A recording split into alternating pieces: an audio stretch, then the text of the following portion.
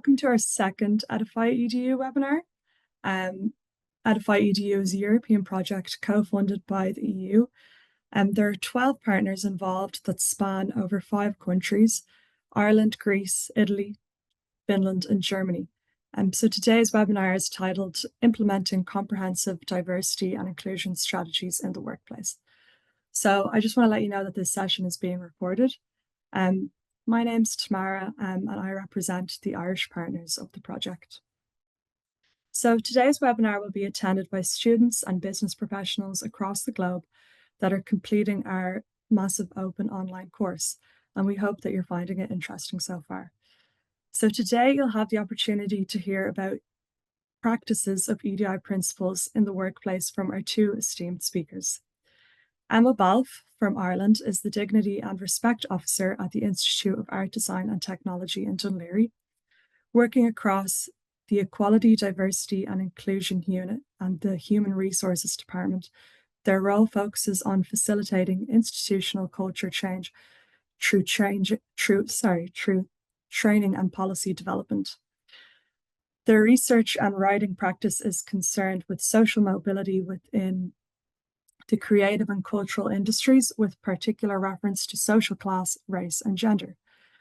Emma holds an MA degree in gender studies and a BA in visual culture, and postgraduate certificates in consent, sexual violence and harassment, practitioner skills and practice, assessment and evaluation, and learning and teaching.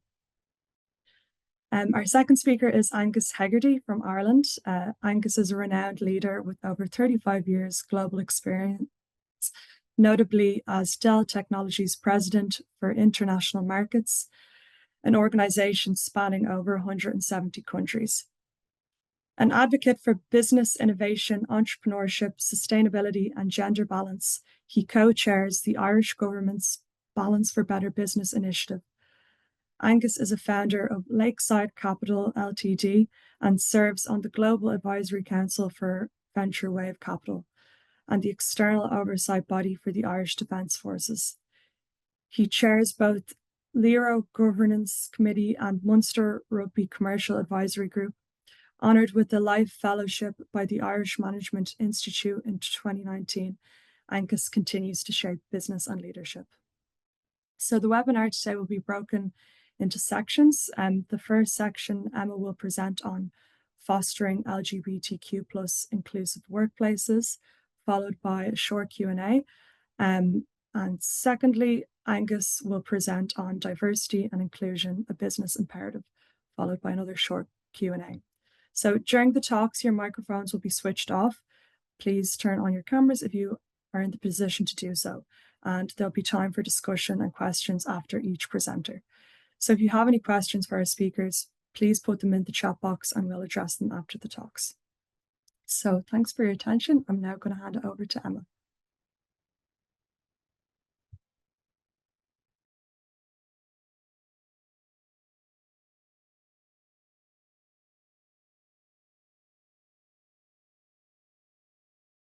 Sorry, Emma, excuse me, you're just on mute. Okay, I think I'm unmuted now.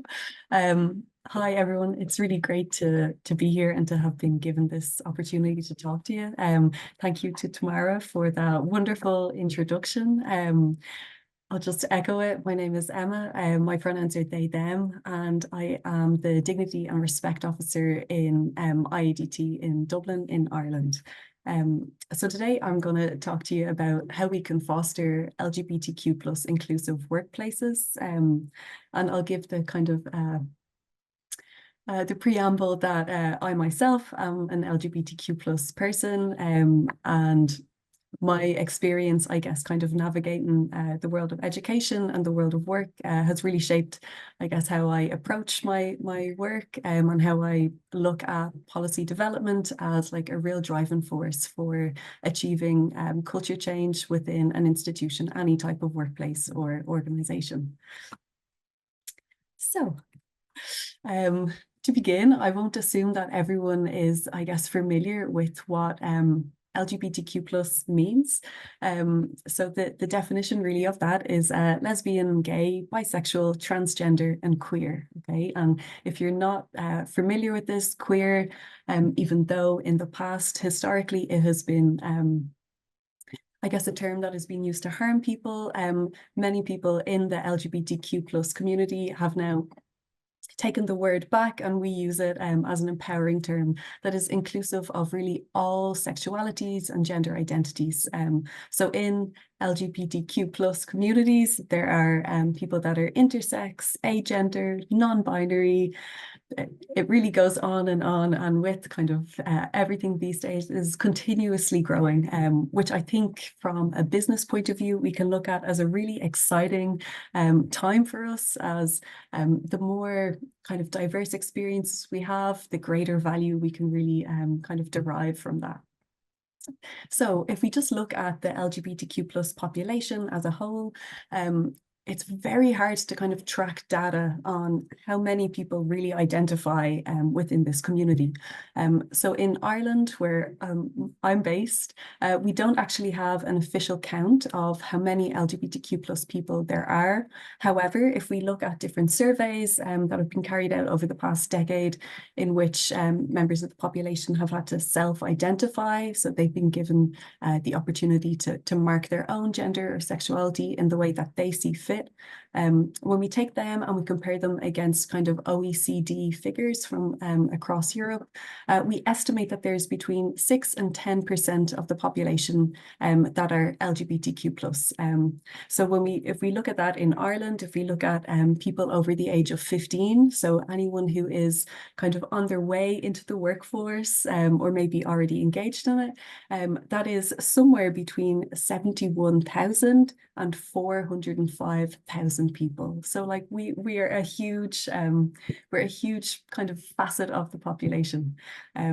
However, we still see, even though globally we're making a lot of progress in kind of the enhancement of LGBTQ plus rights, we still see that in a survey carried out in Ireland, 75% of LGBTQ plus people have experienced being verbally hurt due to their identity. And of course, that can translate into the workforce. So really today, we're going to look at how we can help kind of mitigate against any of those harms. So in recent surveys, we can see that there are kind of disparate levels of, so like different levels of people feeling either accepted or non-accepted in the workplace. And we know that the environment that we create within any organization can kind of foster inclusivity, where people feel that they can be openly who they are, or potentially it can have the opposite effect. So in a recent survey in Ireland, 66% of employees felt that they could be out, they could be honest about who they are to all of their colleagues, okay, which is fantastic. Now, we want to see that number increase so that 100% of employees feel they can be open about who they are. However, we see that 17.4% of these employees had experienced bullying in the workplace that they felt was directly related to their identity. And when we look at the experience of transgender individuals, we see that 55% of them had experienced a workplace conflict, which is much higher than those of the employees who are non-LGBTQ plus. We also know that in general, due to a variety of reasons, LGBTQ plus employees tend to have lower levels of job satisfaction. And if they engage in processes, kind of complaints processes about their workplace conflicts, they tend to have lower levels of those issues ever being fully resolved. So how can we kind of foster an LGBTQ plus inclusive workplace? Well, there are so many ways, but we're going to look at kind of 4 different areas. The first one is through policy development. The second is through inclusive language practices. The third through belonging and representation. And the last through education, training and support. And again, we will have questions at the end of my section. So if you have any questions, please write them down now and you can give them to me at the end. And I'm aware that English is not everyone's first language here. So if I'm using terms or phrases that you're unfamiliar with, please put it into the chat so I can correct it immediately. Okay, so policy development. Every organization relies on policies. You're probably sick of hearing about them, but they are really so important to shape the way an institution creates an environment of care and inclusion for their employees. So I guess if you're thinking about policy development and you want to foster a workplace that is really inclusive of everyone, of all of our queer staff, one good tip for you would be to involve LGBTQ plus staff in consultation on policy development. And what I mean by consultation here, if that's not a term you're familiar with, is engaging them when we are working on writing policies, okay? Acknowledge that their lived experience is of real value, so they will understand how they navigate the world in a way that maybe you don't, okay? And this leads us into our second point. If we are writing policies which will affect LGBTQ plus staff members, sometimes our own human resource departments don't have significant knowledge of LGBTQ plus needs, and that's okay. You know, we all have different areas of expertise. We need to acknowledge that LGBTQ plus employees will have slightly different needs when it comes to the workplace. So if you are writing policies, perhaps about gender or about parental leave, engage external experts, okay? That is the best way to ensure that we are writing best practice policies for our sector. In Ireland, an example of who that could be would be TENI, who are the Transgender Equality Network of Ireland. They have specific staff members who are employed full-time to help organisations create policies which are really inclusive of transgender and queer staff members. The next thing you could do is think about writing a policy on gender identity and expression in the workplace, okay? Now, most organizations will already have an equality, diversity and inclusion policy, which is a statement of non-discrimination against all employees for a variety of protected characteristics. However, having a very specific policy on gender identity and expression in the workplace, one, it can outline what supports or entitlements are available for staff who may be undergoing gender-affirming healthcare. So that could include kind of medical or psychological supports for somebody who may be transitioning. On to the next one. And the next one would be to have a really robust policy on workplace behaviour. Okay, what is acceptable and what is not? And again, this is common across most organisations. However, it is really important when we know that LGBTQ plus employees do tend to experience higher rates of harassment or harmful workplace behaviour. We need to have policies that are really, really clear on what we expect of our employees. So that could be a dignity and respect policy, a policy against bullying and harassment, and a policy against sexual misconduct, because again, we know that LGBTQ plus employees from kind of various reports experience sexual misconduct at a higher rate as well. You also want to look at our family leave, parental leave and pensions policies up to date. Many of these have been drafted kind of before we had the Gender Recognition Act in 2015 in Ireland, and you know, years before that. So the language in those policies don't always reflect kind of current legislation. So you want to double check, okay, do our pensions policies include spouses that aren't necessarily a husband or a wife? Are they inclusive of same-sex marriages? Because we know, again, that LGBTQ plus employees lose out on a lot of money when it comes to receiving their pension, because policies in the first place were written in a time that wasn't inclusive of non-heterosexual marriages.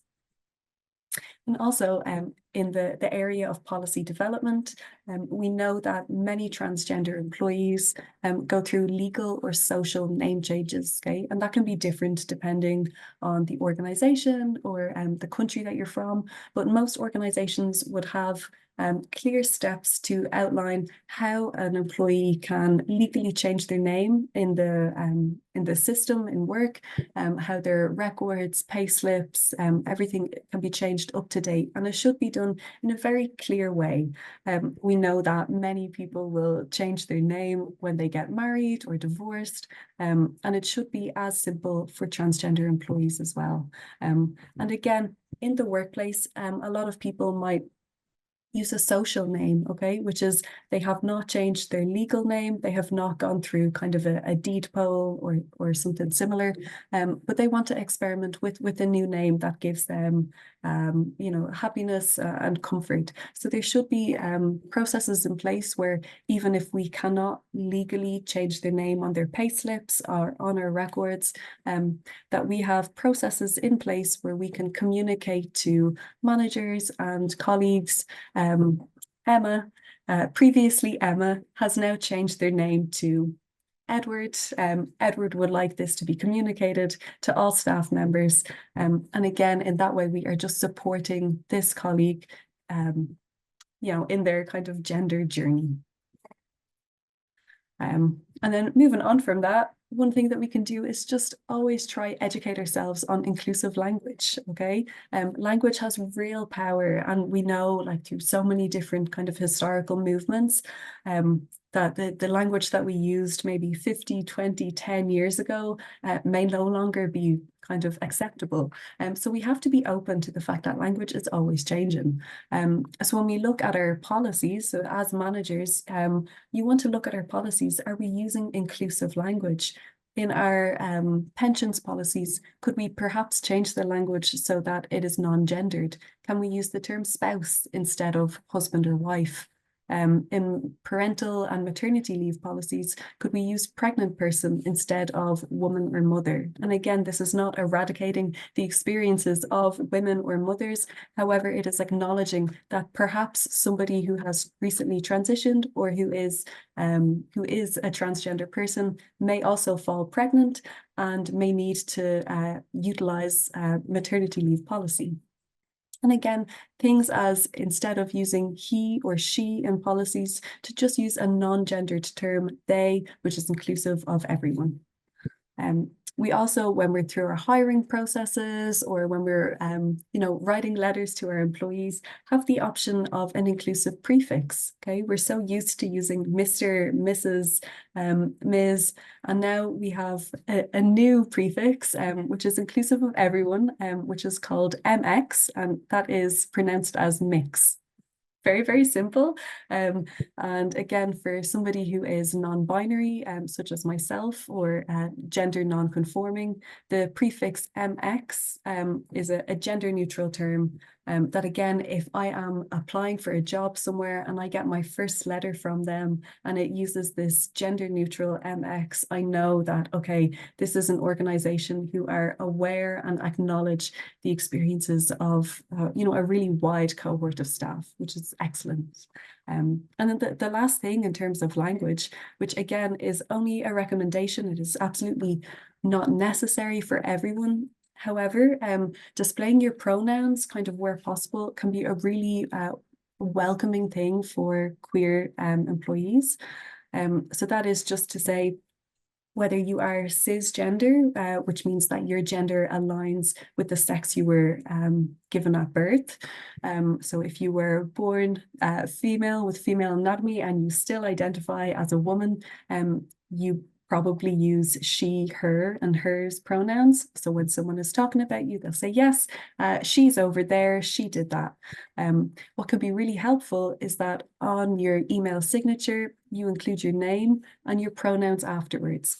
And that just identifies that, one, you acknowledge the fact that people's pronouns may differ from the sex that they were given at birth. And it shows that, okay, I'm open to sharing what mine are, which means I'm open to learning what yours are. And again, you are just creating a space for somebody, again, such as myself, whose pronouns differ from the sex I was given at birth. It is a symbol to me that, okay, they're open to learning about me, and now I can share mine with them. So you can do that on email signatures. If Microsoft Teams is your platform that you use, it can easily be done there as well. There's just these very small things that can be done. And then belonging, oh, sorry, one sec. Yeah, belonging representation. Really simple things that can be done in your workplace to symbol that you are an inclusive and welcoming organization. So you could have an LGBTQ plus support staff network. And really, as a manager, all you can do, you can offer some funding maybe for a group of LGBTQ staff to come together, to have a social group, to have a community of people that they can share their experiences with. You could authentically celebrate LGBTQ plus events such as Pride or Transgender Awareness Week. And also think about our representation on management boards or hiring committees. Okay, we have gender quotas, I guess in most European countries now. In Ireland, we have a gender quota of usually 40% with 20% extra there to be filled by whoever. But we do that so that we have a fair representation of gender, so that, you know, historically women have been underrepresented in kind of senior roles. But we need to think, are these gender quotas inclusive of gender minority employees? So again, people who identify maybe as non-binary or any other kind of non-binary identity.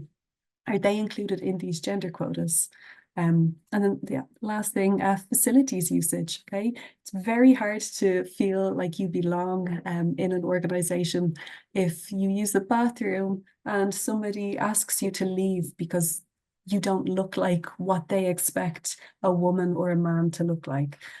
So having signs on your bathroom to say that this is an inclusive bathroom, to have a specific bathroom that is non-gendered, in the same way that we have bathrooms that are, accessible to people of differing abilities.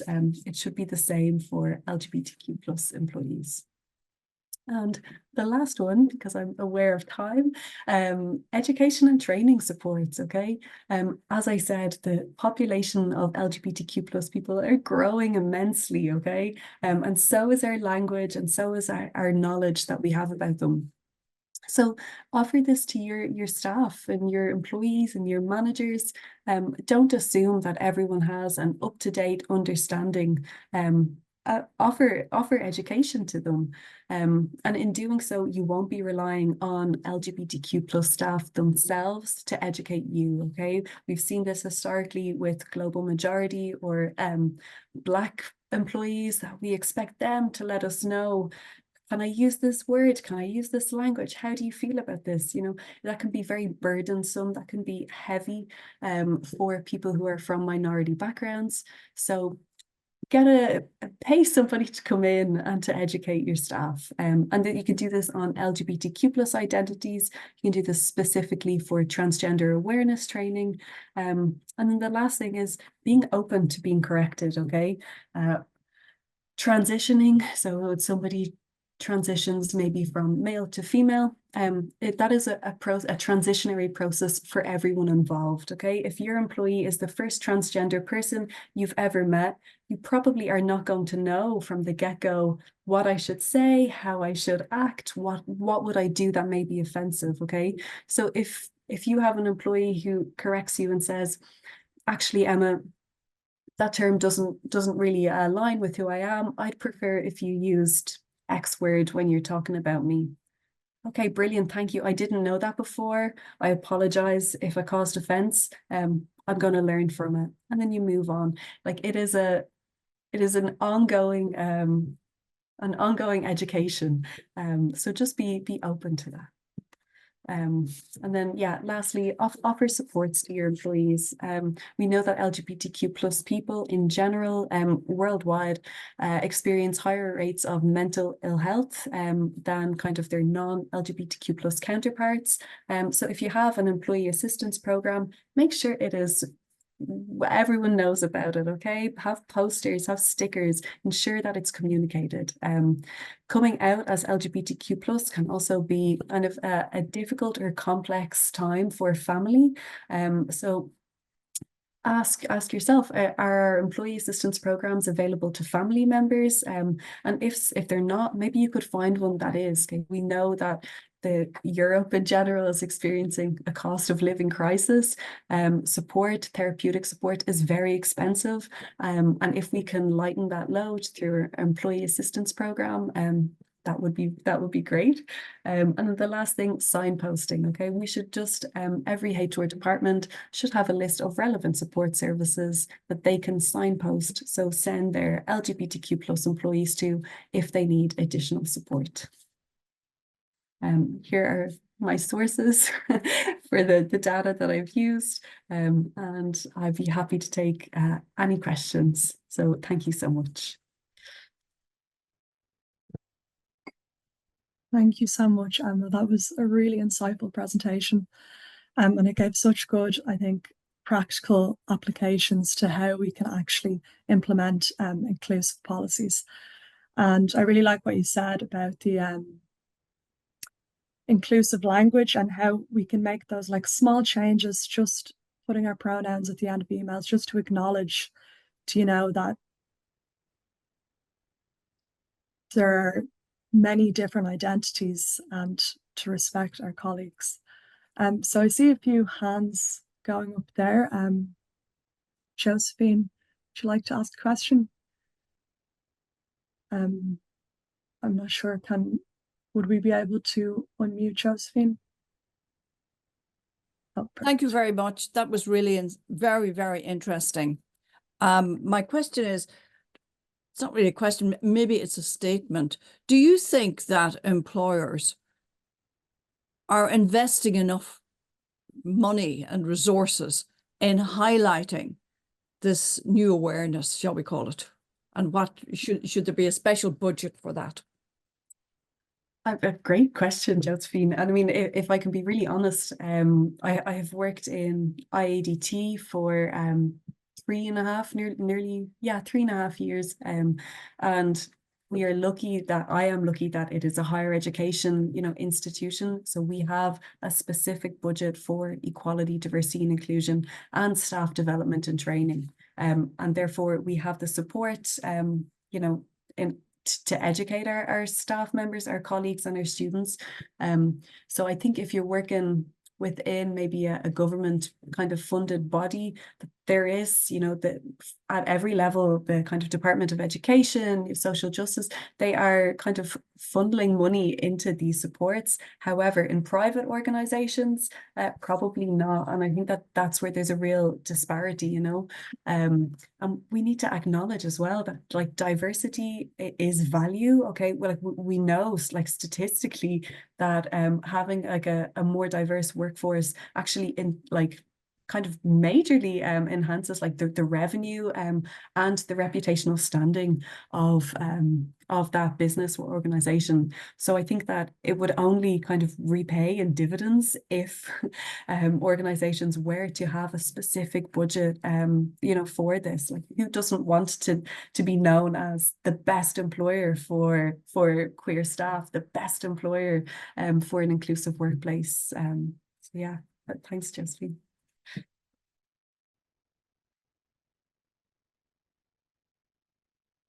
I thought I saw another hand up there.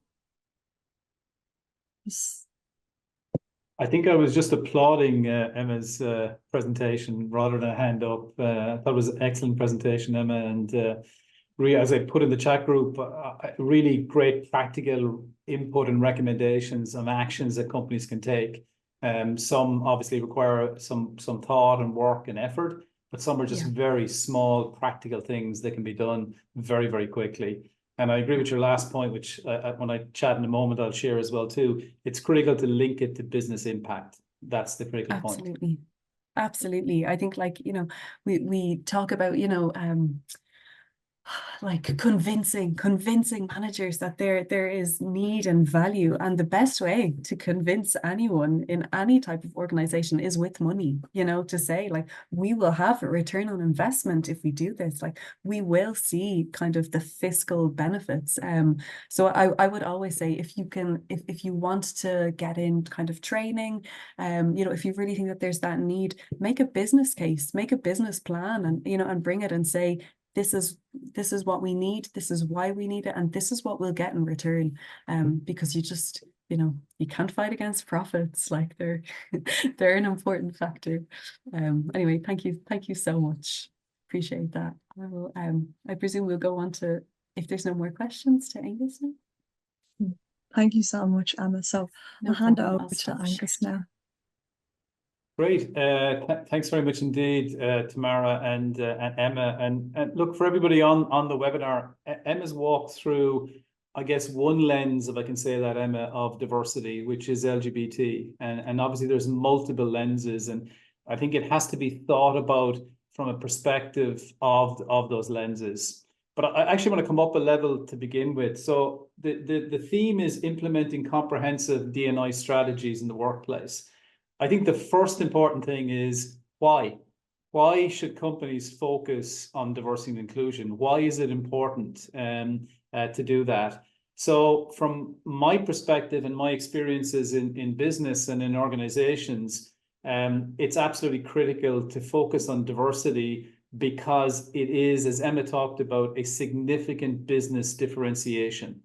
So therefore, just like you invest in capital, you invest in new products, you invest in services, you invest in the company, it is an investment in the company by focusing on diversity.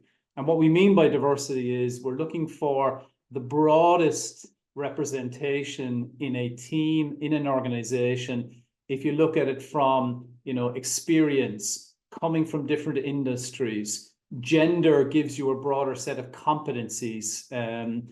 We've talked about LGBT communities. We've talked about culture. So if you're an organization that is selling into the European market, then your team and organization and leadership team should be representative of those countries, of those marketplaces, is also critical. I think a key reason why is it drives better decisions. So if you have a group of diverse people around the table, coming from all of those different elements I spoke about, and I'll talk in a moment about inclusivity, but if you're then getting input with different perspectives, different backgrounds, different experiences, you will make better decisions. Secondly, you will increase the level of innovation in your company and in your organization, and you will drive a better set of results. Emma mentioned this. Better results being financial performance, market share, less turnover of staff, attracting staff more easily into your organization. And there's lots of information out there and reports from McKinsey, from lots of consultancy companies that has shown that improved and above average performance is achieved by more diverse organizations with diverse leadership teams as well. And then finally, you need to reflect your marketplace. So, you know, if you are buying from an organization or working with a company, you want to see that company representing you, whether that is your country or whether that is your skill set or your background. You want to see that representation in front of you is also extremely important. So the key driver from a business perspective to ensure this is a priority within any company or organization is that it is a business imperative. It is a key benefit to the organization. The second aspect, though, is you have to develop an inclusive culture in your organization. Why do you need that? Because if you assemble a diverse team or an organization with diverse ideas, inputs, but you don't have a culture of inclusivity, in other words, listening to, of collaboration across the organization, you're not going to draw out and get that input from the team and organization to make ultimately those better decisions. So that inclusivity is really, really critical. And what I mean by inclusivity, it's a style of leadership and a style of approach in the organization, which is that there is listening, that there is a philosophy of creating collaboration among team members and garnering and gathering that input. The leadership style is really about unlocking ideas, unlocking the input and opinions inside the organization. So when we say implementing a comprehensive diversity and inclusion strategy in the workplace, you need to both look at diversity across those lenses, anchor it from a business perspective that this is extremely important and of huge value to the company. It's the same as investing in other aspects of the business. And the second aspect is there's no point in having that diversity without that inclusivity from a culture perspective. Absolutely critical. If I talk for a moment, then, taking those two key elements of why diversity and inclusion is critical and both elements are needed, let me talk about my experiences of what I think are key areas that organizations need to do to achieve that diversity and inclusion. Emma spoke about, creating an organization that is more open to and has allies of LGBT. And that's, as I said, one lens. That has to be led from the top of the organization. You see some organizations and companies, and like Emma talked about, there's some legislation requirements now, and they identify somebody maybe in the HR organization, and they park and say, that person is who looks after diversity and inclusion in our organization. That does not work. It has to be the leader of the organization. They must recognize, as I spoke about, the importance of it, the value to the business, and the need to adjust the culture to unlock the potential. So it has to be led from the CEO of the leadership team, from the chairman or chairperson of the board of an organization. It must be led from the top of that organization. And the second aspect is that it must be authentic. You see a lot of companies describe themselves as, we are a highly diverse organization and we have an inclusive culture, and it's a banner across the top. But as all of us know, in this day and age, that doesn't work, because all it requires is one or two people to say, well, actually, when I look at the leadership team, I see, lots of men. I don't see that diversity. I don't see it there. Or that culture isn't what is described in a banner. So it has to be authentic. The leader and the organization must be representative of how they're describing themselves. And this is an absolutely critical point, because as we've talked about, there's significant business benefits. And one of the most significant challenges for a lot of companies in Ireland, in Europe, across the world at the moment, is attracting talent and bringing in skills and experience to the organization. If companies can differentiate themselves, develop a diverse, a focus on diversity and an inclusive culture, and then it is authentic, then it will cast a net out into the population. Emma described earlier on, I think, Emma, I saw in your statistics somewhere between 70,000 and 400,000 people potentially in Ireland with a population of 5 million. That's a very significant percentage, 10, 15, 20%. If you are excluding that many people, then your ability to attract talent is narrowed. That is an absolutely critical point at this stage in business, the ability to attract talent. And secondly, the ability to retain that talent.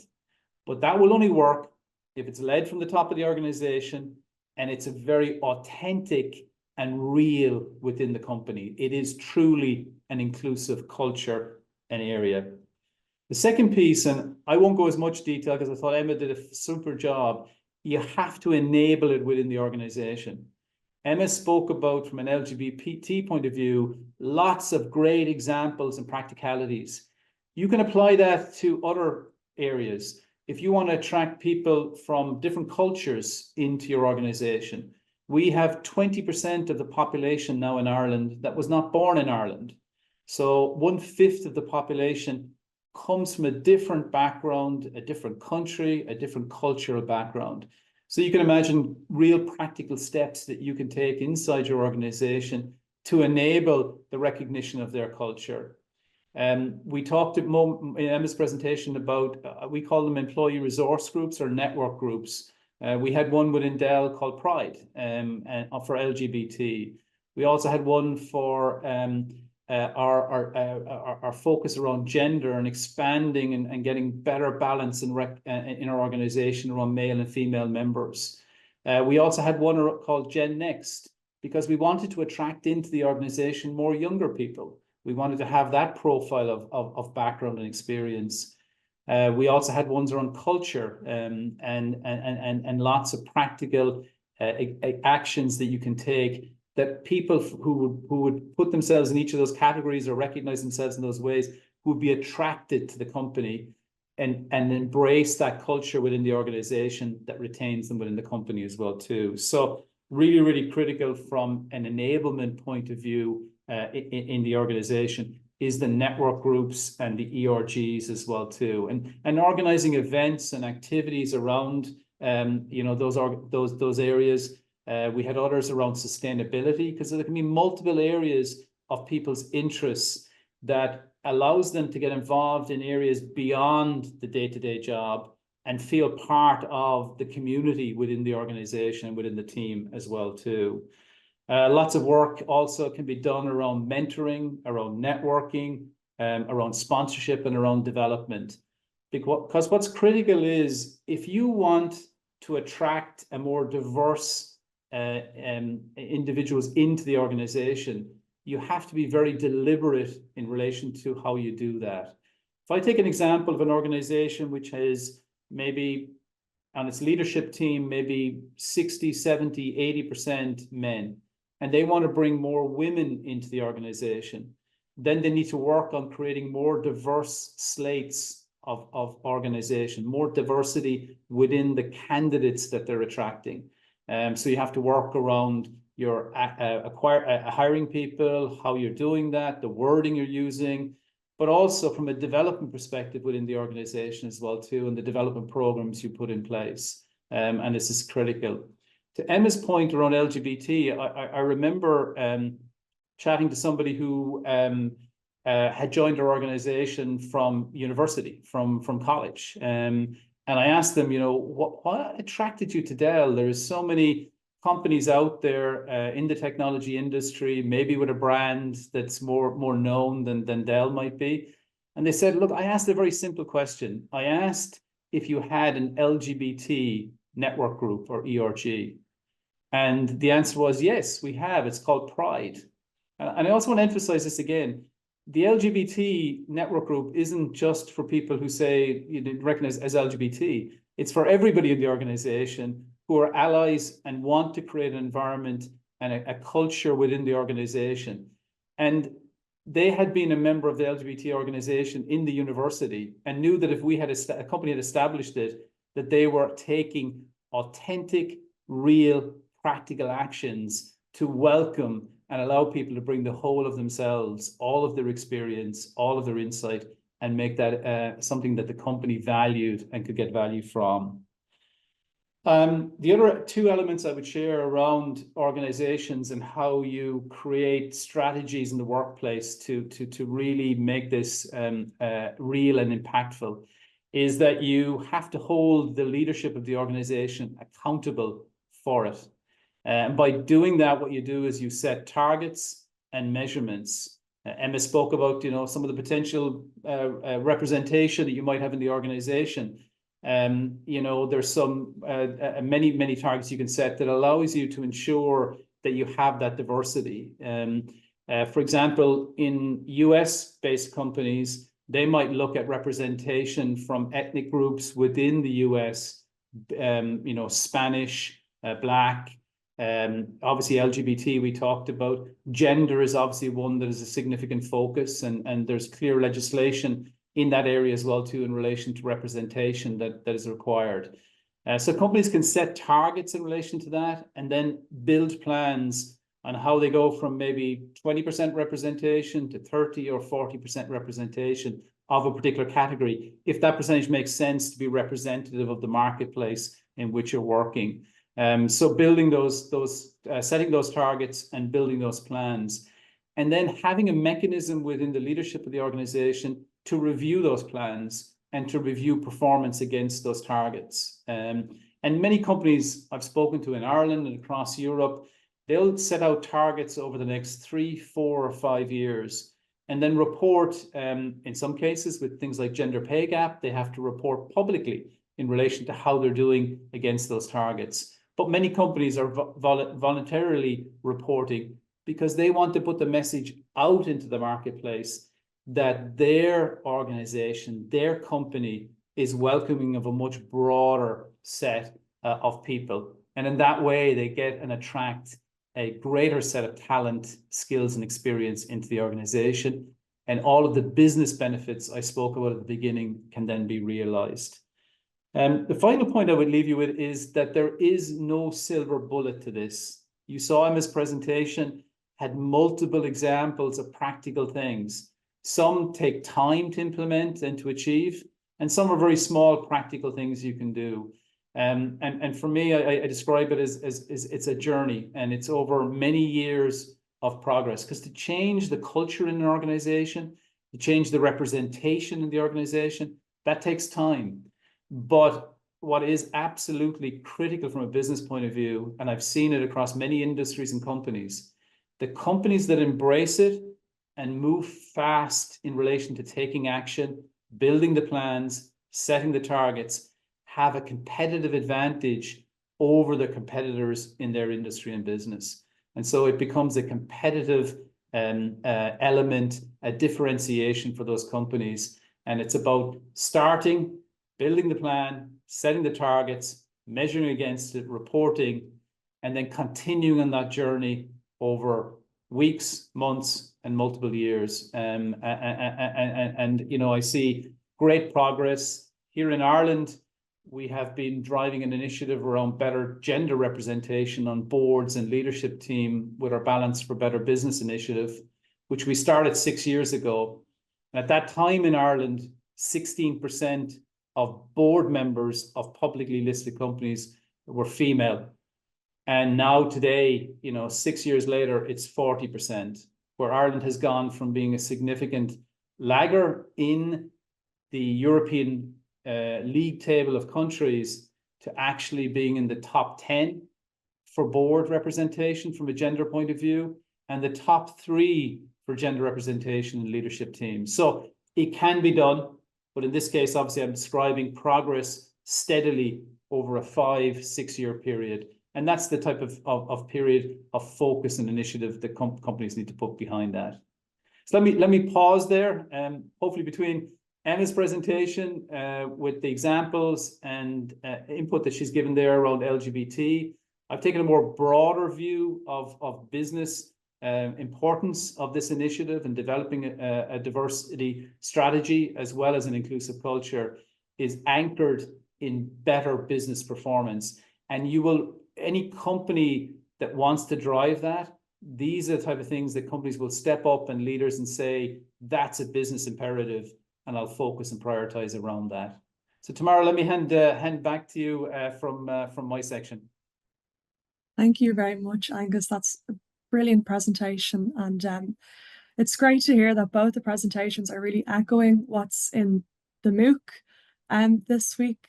So thank you. I'll hand it over to the audience if anybody has a question. Maria? She's just... They're a quiet audience. We must have really addressed every potential question in the presentations. I think Emma has her hand up. Yeah, I mean, this is really just, I guess, a comment, kind of more so than a question, but I was really delighted to hear you talk about that allyship piece, which I didn't really kind of mention, you know, that the same in IADT, myself and a colleague kind of co-founded in 2021, I think, IADT's first queer staff network. And like that, we had support from, from the president of the, the institute. But also we're open to, at our last kind of staff social gathering, we had actually more ally staff members than LGBTQ plus staff members that came, and we had one colleague who brought her son and his partner, and they're queer. And again, for her children, it was like, okay, my parent works with other queer people. She's open to understanding from her peers and colleagues, and in turn, she's learned more about us, so there's so much more, I think, value, even to your own personal and familial lives that you can gather from being open to allyship and engagement. So yeah, I just wanted to say that I think that that's just really important, No, it's very, very important. And you've given a very good example within LGBT of that. It's the same from my perspective. We had a network group in ERG focused on improving the gender diversity in the organization. And, sometimes I would see companies and it would be maybe 2 women that would lead that. We said, no, each time we want a man and we want a woman to lead it. Because the point is that the entire organization sees the value and the benefit from that. As well as the fact, to be honest, any organization is far more interesting and it's far more fun when you have that diversity of representation, as well as the business benefits I've spoken about. But that's important, is that it's not seen as, a group of people, who represent themselves as LGBT or female or young or from one particular culture, and that it's their responsibility to kind of change things. It's not. It's saying it's inclusive of all the organization to drive that change. And I think that's really, really important. And same for me this morning, listening to your presentation, Emma, organizations having the opportunity to have those presentations, to hear, I learned things I did not know. And despite the fact my son is gay, there was a couple of things in there I didn't realize, and that was very helpful, and I think that's always important, to educate and to share. And that's what those ERG groups, whether it's in the universities or whether it's in the companies, can do to share and give insight to the rest of the organization as well. I think I see Audrey's hand is up, Tamara. You're on mute there, Audrey. Somebody might have to give Audrey a bell. There we go. There we go. We're in now.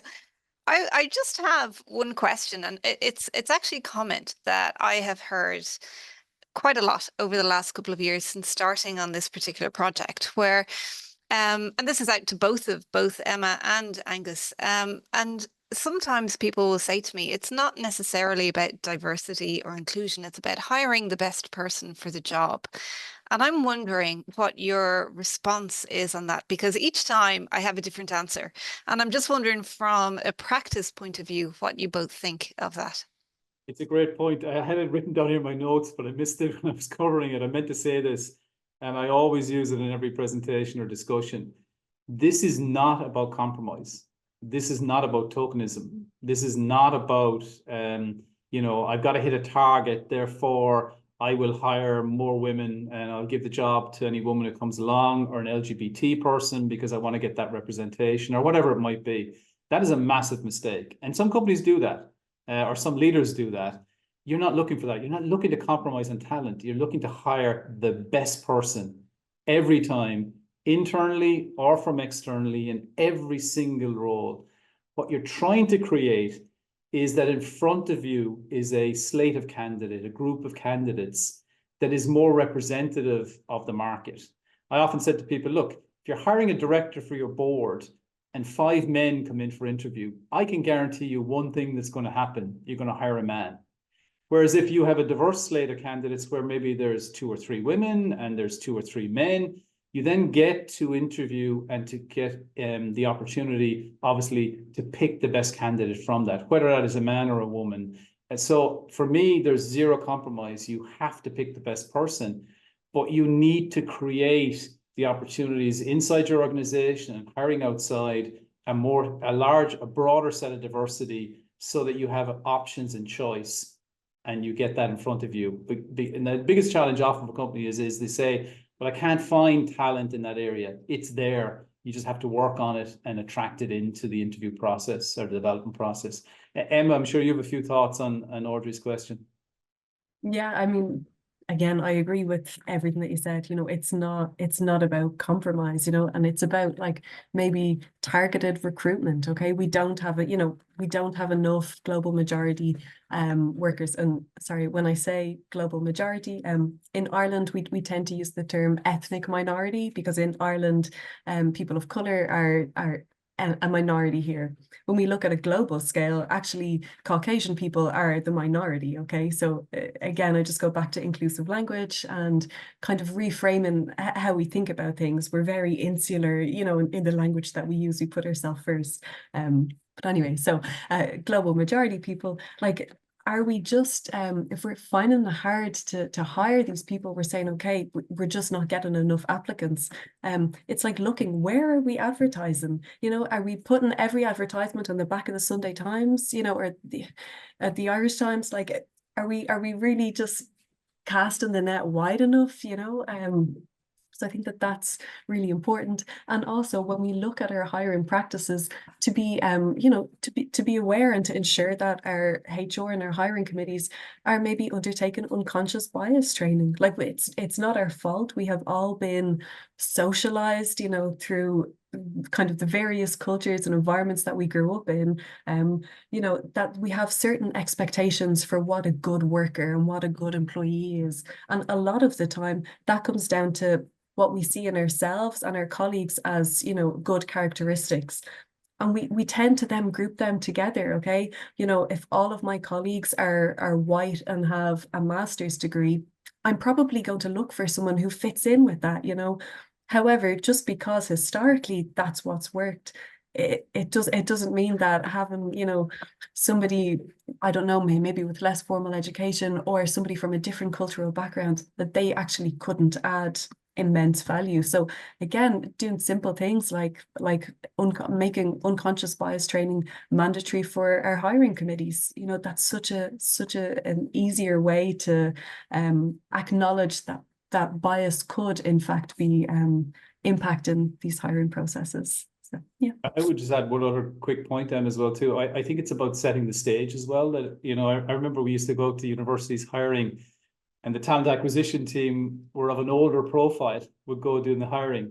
And then we changed it and said, no, the people who joined us last year from university, they're actually going to go back and do the hiring.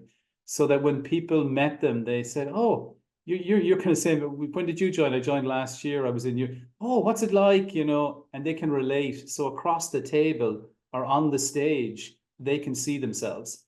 And if you can see yourself there, you can see yourself in the company or on the team. And that's really important, that people can see themselves there, whether it's, you know, young people, whether it's people of certain cultures, whether it's LGBT, etc. It needs to be visible and open to them as well. So there's lots of, as you said, lots of small little techniques you can apply, Audrey, to bring that talent in, but you always have to pick the best person. Never compromise on that. Thank you so much, everybody. And thank you, Angus. Thank you, Emma. The presentations were amazing. The discussion, so thought-provoking. And yeah, thanks everybody for joining. So I'd like to wrap it up there. Thanks again for coming. We won't have a webinar next week, but we will the following week. And thank you. Thanks, everybody. Thanks, Tamara. Thanks, Emma. Thank you all. Bye-bye.